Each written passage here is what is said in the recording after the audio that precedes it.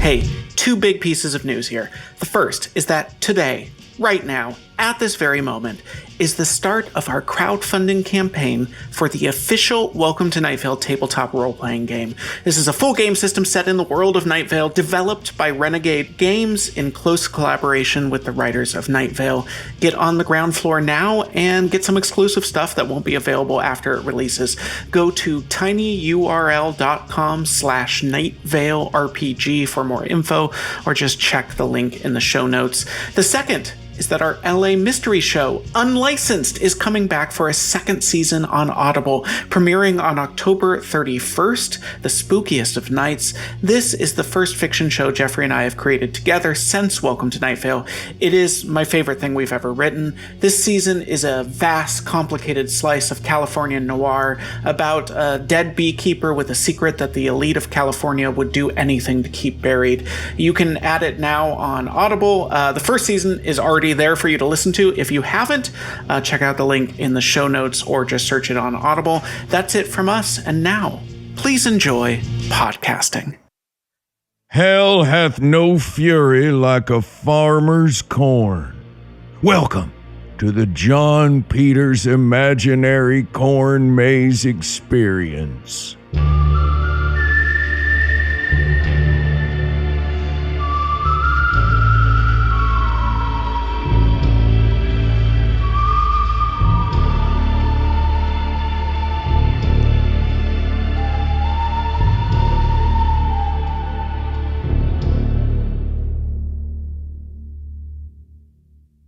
Hey and howdy, folks.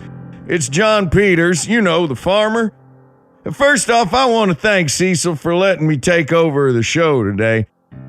Well, he didn't let me per se, but he's not real available right now, and that's kind of my fault, more or less. Don't worry, he's totally fine, but let's just say I thought it'd be honorable like to step in for him, given my responsibility for him being, well, missing, so to speak. He's fine. More on that later. Anyway, taking over the show also gives me the opportunity to bring to you, the listeners, the virtual experience of a lifetime. As you may know, I've been the leading farmer of imaginary corn for many a decade now. And I'll be beaver damned if every single one of them years folks didn't come up to me and say, "Hey, John Peters, how about doing a corn maze this year? Everyone loves a corn maze. The running and the laughing and the bugs in your hair and the zombies popping out at you trying to get your brain meat. The cider swilling and the banjo playing and the sacrifices to the minotaur at the center of the maze to appease the harvest gods. The petting zoo and the pumpkin patch and the jack-o'-lantern patch and the accidental bonfire in the field next to the jack-o'-lantern patch and the fire trucks and the big water hoses and the mud wrestling. Everyone loves a corn maze, John Peters." They'd holler at me in the streets, and I'd always say the same thing to them. I don't have the time to imagine all them things. I already use up every last morsel of my own brain meat to imagine the region's #1 agricultural export. And by the time harvest season rolls around, I'm plumb tuckered. But what do you think happened this year? The Flaky O's factory fell on hard times, had to cut way back on their imaginary corn supply. The Green Market Co-op, one of my main distributors, shuttered their doors after their kombucha was found to contain 80-proof grain alcohol. Route 800 kept getting buried in sand drifts, and all them farm trucks was rerouted through a whole nother state. And old John Peters suddenly had a whole lot of time on his hands, and a whole lot of imaginary corn. Instead of focusing on my crops so much, I found myself making multi-generational clans of scarecrows and play-acting dramatic epics with them out in the fields. Pretty soon, I started to hear all them voices from the past, some of which I hadn't heard since I was a young man, whispering through my corn stalks. They're saying things like, Hey, John Peters, why don't you build us an absolutely inescapable corn maze this year? Why don't you shear your imaginary corn crop into a maddening puzzle of twists and turns that reduces even the bravest soul to tears of frustration? Why don't you inflict upon us a geometric hell of vegetation that makes us call upon a higher power for mercy? If you build it, they will scream. And after all these years, I finally listened. It's time to give the people what they want, I said right then and there to the Baroness Mathilda Hayworth, eldest daughter of the Hayworth clan, on the eve of her wedding to the neighboring Scarecrow tribe's Archduke Lamont Stuffington. Yes, the Baroness hissed back at me. It is time, John Peters. Now, she might have been referred to the espionage mission she's about to undertake with her sham wedding to overthrow the Stuffington territory, but either way, I left the Hayworths and the Stuffingtons to fight it out on their own, and I got right to work planning the biggest, best, wildest imaginary corn maze anyone's ever did. But I know some of you can't make it out to my field in person, so I'm also gonna bring it straight to you over the radio, right here, right now. But before we get to that, I'm gonna go ahead and read some of the things from Cecil's desk here that I'm guessing are supposed to be on the show today. In the headlines, it is Spirit Week at the high school. Oh yeah, that's when they do a bunch of social studies lessons about ghost culture and history. I remember that from when I was a kid. We learned all about the major ghost holidays like Creepsgiving and what they like to eat, worms, and how to draw their flag, transparent, and about how people are always appropriating their traditional clothing as costumes for Halloween, like a sheet with the eye holes cut out of it, or zombie makeup, or an inflatable T-Rex suit, and how that's very rude and disrespectful. It was real eye-opening. Great guest speakers, too. My senior year, we had Abraham Lincoln and Bob Marley and this real freaky lady who kept asking us to find her eyes. Don't skip out, kids. Spirit Week is important stuff. Now, a word from our sponsors. Today's show is sponsored by Web. That's Web with 2 B's, the free app that tells you how many spiders are in your house right now. The premium version tells you exactly where the spiders are located. From the bathtub drain to the coffee pot to in your hair, Web Premium can pinpoint arachnid activity with 100% accuracy. Use promo code RECLUSE for $50 off your first month. Okay, I think that takes care of the radio station housekeeping. I'm gonna need all you listeners at home to sign a waiver before we go any further. Just basically says if you don't make it out of my corn maze, that's on you, buckaroo. So for everyone who wants to do the maze, please take a moment to close your peepers and imagine that waiver, and then think real hard about your signature.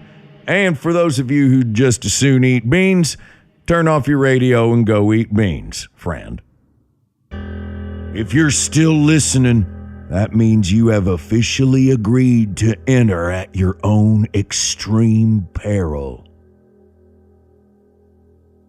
We are now crossing the threshold of time and space into the John Peters imaginary corn maze experience and field of heroin specters.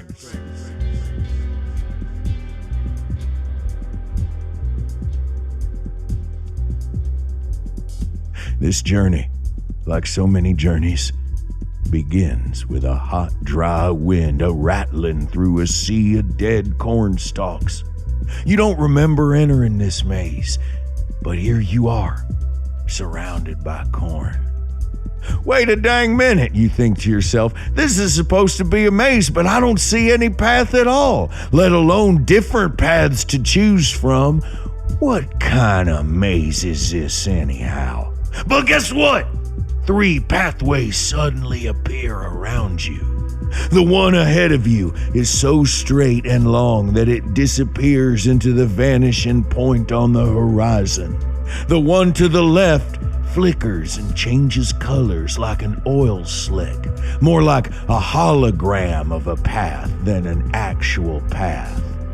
And the one to the right is blocked by a large man wearing a carved-up melon on his head, wielding a chainsaw and howling like a feral animal. Now, it's time to make your first choice. Weigh all your options careful like the experience of a maze, just like life, is all about the choices you make. One wrong step can alter your reality forever, sometimes in ghastly, unspeakable ways. So close your eyes and think about your answer as hard as you can. To remind you, there's the hologram path, the infinitely long path, or the Melon Man. Which path will you take?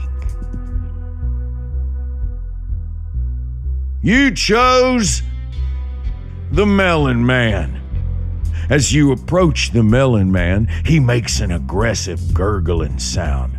I wonder why I chose this, you think. The other 2 paths were definitely weird, but neither of them had the immediate threat of this one. The Melon Man runs towards you with his gore-splattered chainsaw, making enraged jibber-jabber sounds like a raccoon with distemper. As he gets closer, you can see little glimpses of his face through the hacked-up melon on his head. His skin is shiny with scars and sticky with melon juice. You can see one of his eyes just rolling around in a socket like a raccoon with distemper. He's foaming at the mouth like a raccoon with distemper. There'll be no reasoning with this fella, you think. You keep walking straight toward him, though. You made this choice and you're sticking to it. As he raises that screaming chainsaw inches from your face, there's only one thing to do. Well, there's a few things to do, but I'm sure you'll choose the right one. You can run past that crazy old melon man and hide in the corn. You can throw a rock at that there melon man and run off into the corn.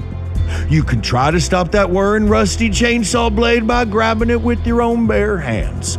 I'll give you some extra time to think on this one.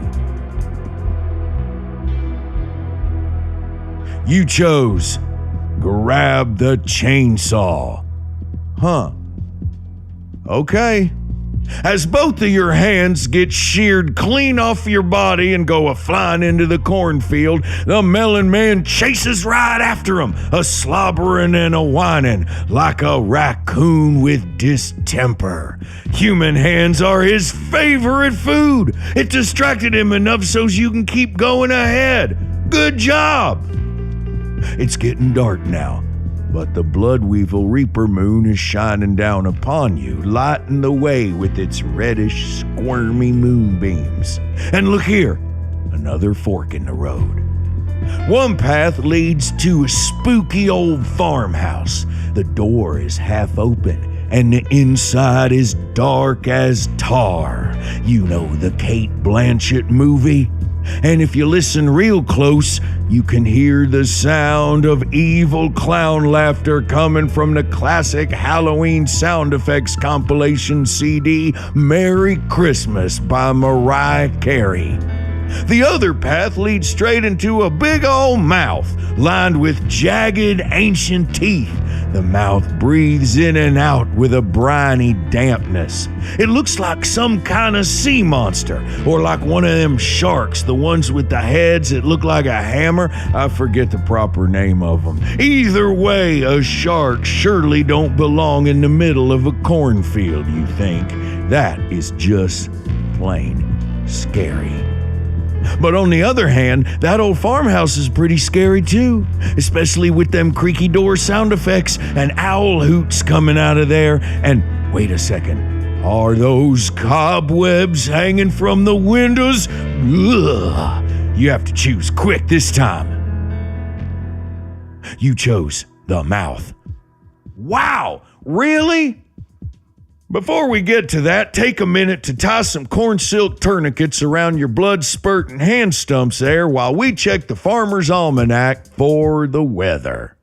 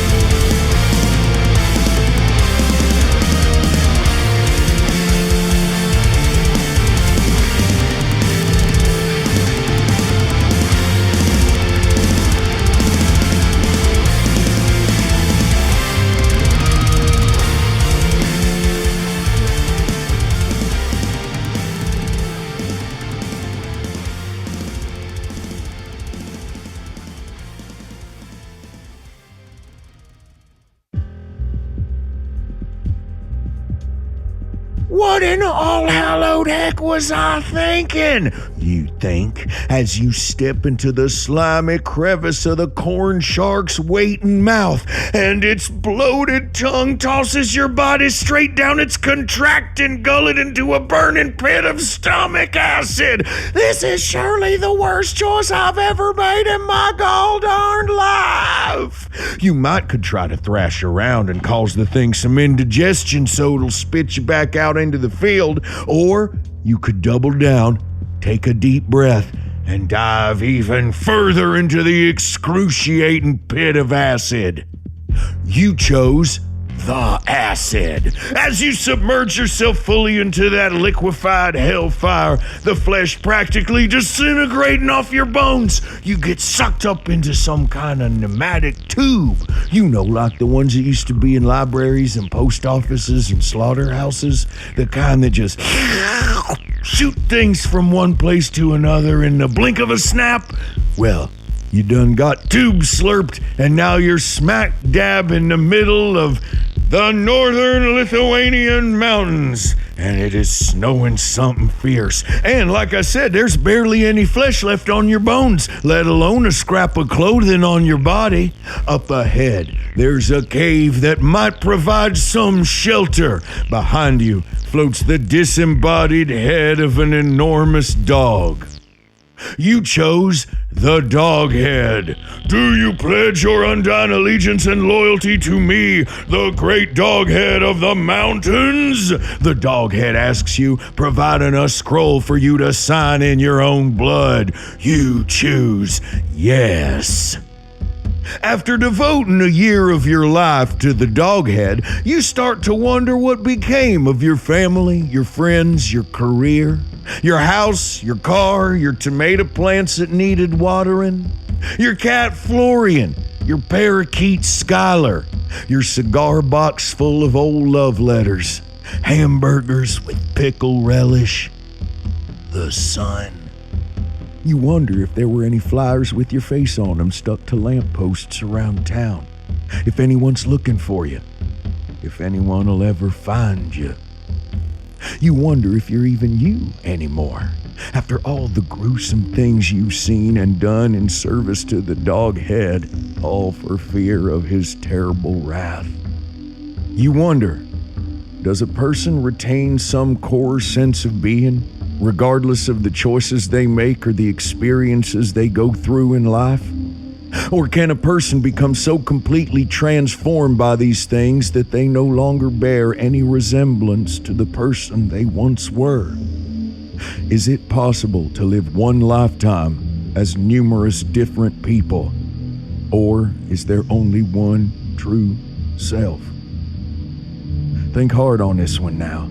You might just be able to make it out of this maze yet, depending on your answer.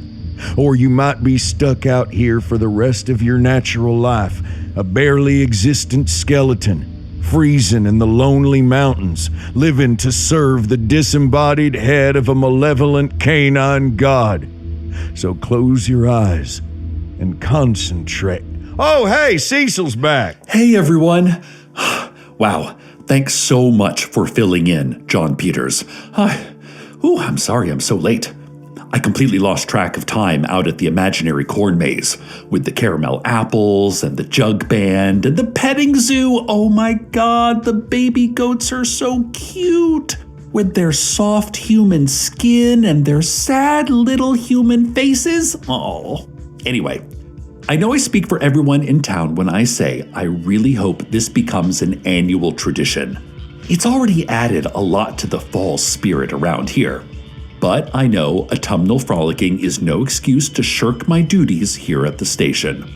Though, in my defense, I completely forgot who I was or where I was supposed to be for a good 6 hours after coming out of that maze.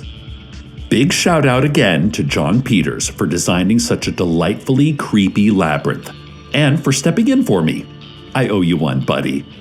And I promise to be back here on time for the next show with some extra juicy headlines for everyone. In the meantime, be sure to check out that corn maze, listeners, and stay tuned for both discs of Pure Moods 2, The Mummy Returns. Good night, Night Vale. Nighty-night, y'all.